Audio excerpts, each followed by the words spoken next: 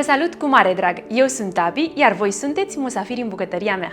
Astăzi sunt acasă în bucătărie pentru că în această perioadă încep pregătirea conservelor pentru iarnă, iar în ocazia aceasta am să vă arăt cum pregătesc eu sucul de roșii pentru iarnă. Am trecut pe la părinții mei pe la Solar, de unde am plecat încărcată cu roșii super gustoase și bine coapte, așa că va ieși un suc de roșii pe măsură.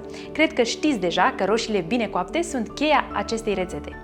Eu pregătesc mai multe preparate din roșii pentru iarnă și sper să pot să vă arăt cât mai multe dintre ele. Nu ne rămâne decât să pornim la treabă. Eu pregătesc astăzi suc de roșii din 2 kg de roșii. Roșiile spălate le tăiem în 4, le dăm la o parte cotorul.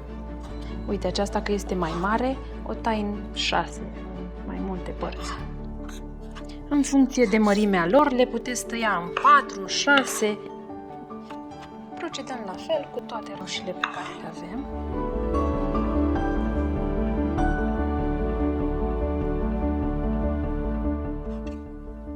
Trebuie să aveți grijă să nu puneți și stricăciunile, da? După ce am tăiat roșiile, trecem la mixarea lor. Eu folosesc un blender vertical de mână. Puteți folosi ce blender aveți voi la îndemână.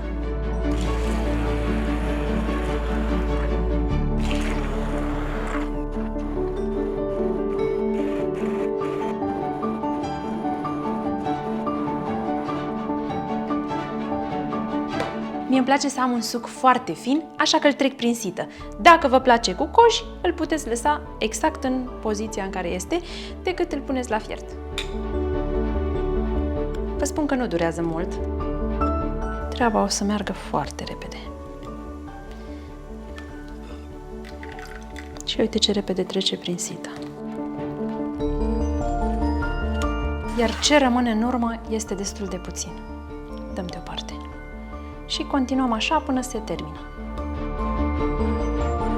Transferăm sucul obținut atât de fin într-o oală și o punem pe foc.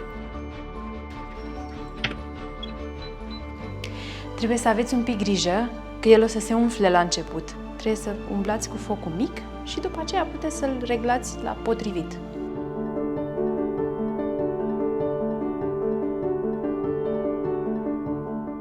Cu câteva minute înainte de a opri focul, adăugăm și sare.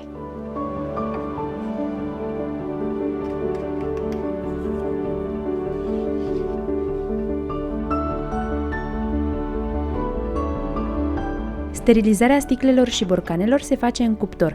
Iar acum nu ne rămâne decât să punem sucul în această sticlă pe care am sterilizat-o înainte. Așezăm sticlele sau borcanele curate și uscate împreună cu capacele pe o tavă pentru cuptor. Le introducem în cuptorul rece, după care îl încălzim la 160 de grade Celsius pentru 15-20 de minute. Oprim cuptorul și începem să umplem sticlele sau borcanele pe rând.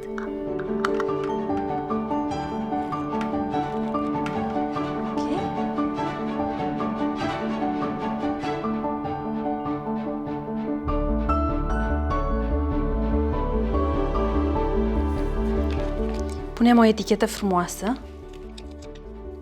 Vreau să pun și o dreaptă. Cam aceasta este toată treaba. După cum ați văzut, nu este nimic complicat. La mine a durat cam o oră aproximativ, pentru că îmi place să obțin un suc un pic mai grosuț și mai concentrat.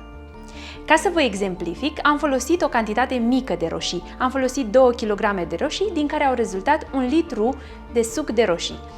Eu când pregătesc, folosesc bineînțeles cantități mult mai mari. Sticlele fierbinți le acoperim cu pături mai groase și le păstrăm în bucătărie până la răcirea completă, după care le depozităm în cămară la rece. Aceasta este prima și cea mai ușoară dintre rețetele cu roșii pentru iarnă. Urmează să vă arăt cum pregătesc eu ketchupul și sosul de roșii. Sper că vă este de folos această rețetă, iar dacă v-a plăcut, nu uitați să dați un mare like, să susțineți acest canal abonându-vă, să distribuiți pe Facebook această rețetă prietenilor voștri. Până data viitoare, nu uitați, mâncarea are alt gust atunci când o gătești cu plăcere, mai ales conservele pentru iarnă. La revedere!